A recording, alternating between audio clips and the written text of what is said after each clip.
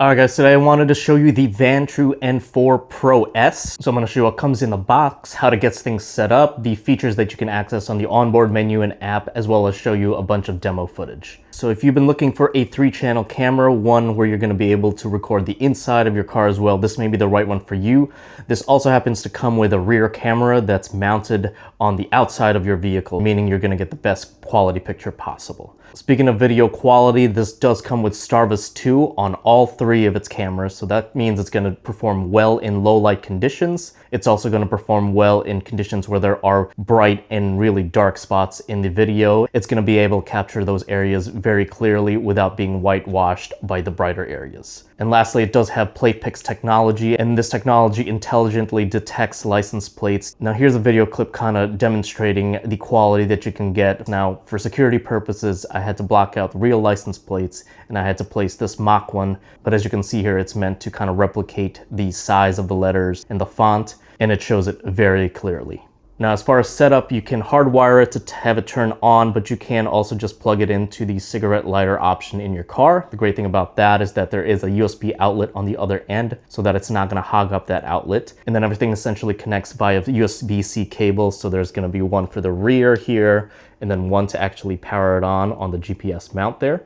It's going to stick to your windshield using adhesives. It's also going to come with a whole lot of other accessories like this electrostatic sticker, a couple cable clips, and this trim tool to help you get everything set up. Once you've got the camera placed where you want it, you can adjust the angles very easily just by twisting this for the inside camera. This happens to be a GPS mount, which also can be adjusted to get just the right angle that you need. As far as operation, you're going to turn it on using the orange power button on the side, and then you'll see 4 buttons here. One of them is for the camera, so of course that's going to be for turning on and off the recording, but you'll also see up and down arrows, and that's for navigating the menu, and then the menu button is all the way to the right. But these buttons also serve secondary functions, so if the camera is already on, if you press the power button, that's going to lock the recording, that way it doesn't get overwritten. If you press it again, that's going to take a snapshot and save that picture. The record button, if you long press on it, that's going to turn on and off the screen. But if you press that up arrow, that's going to change whatever's being displayed on the screen. The down button, if you press that while you're in recording mode, that'll turn the mic on and off. If you long press it, that will activate parking mode. And then finally, the last button, if you hold that, it's going to turn on and off the Wi-Fi. Alright guys, so taking a look at the onboard menu, so as you'll see, you're going to have 3 choices: record setup, system setup, and then files. So files is going to be self-explanatory. That's where you go in to view and play back your video files that you've already recorded. And then system setup, this is just going to be your generic system settings, such as setting the language, the Wi-Fi codes, and this is also where you're going to be able to access voice control. So you can just use your voice to control the camera. You can adjust the sensitivity here, but these are going to be the commands that you can use. So take photo, video start, turn on off audio, turn on and off screen.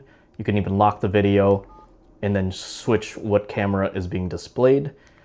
And then further down, that's where you reset the camera, set the time and date, and then all the other basics such as adjusting brightness, volume, as well as setting it to default settings. All right, but the main menu you're probably going to want to access is the recording setup, and this is what's going to allow you to change the resolution. This is where you can set the loop recording time, so anywhere from 1 minute to 5 minutes. You can set the G-sensor sensitivity there, turn on and off private mode, audio recording. You can change the exposure or the brightness of the camera. You can rotate the displays here or mirror them. You can adjust what stamps are displayed in the recordings. You can even do a time-lapse recording here. You can turn parking mode on and off if you have the hardwire kit set up. And then you can look into the mileage and GPS settings as well. All right, guys, so I just also want to show you the app. So when you first open it up, you'll see you get a kind of a preview. You'll see exactly what it's recording at the moment there at the top. And then as you might expect on the bottom, you'll see this big red button to be able to go ahead and record. So you click that and it'll stop recording or start recording. Above that, you'll see the audio. You can turn that right on and off there. You can take a photo immediately just by pressing that left button there. And then on the right, you can switch the camera that you want to be previewing.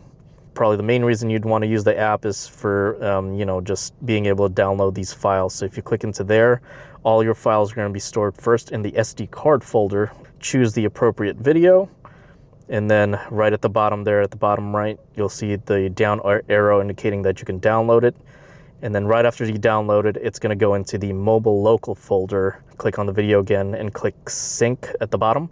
And it's going to go right into your actual phone's photos folder.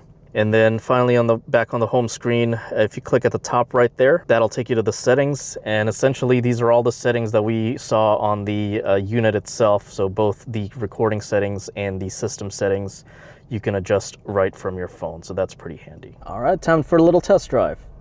All right, so here's a look at the front camera during the daytime. As you can see, nice and clear and bright. The colors pop just right.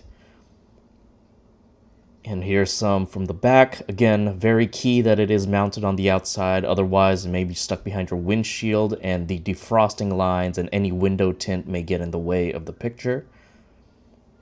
And here's just a look at the inside camera as well during the daytime.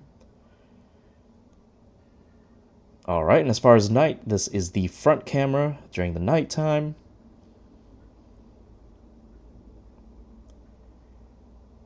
And here's a look at the back as well.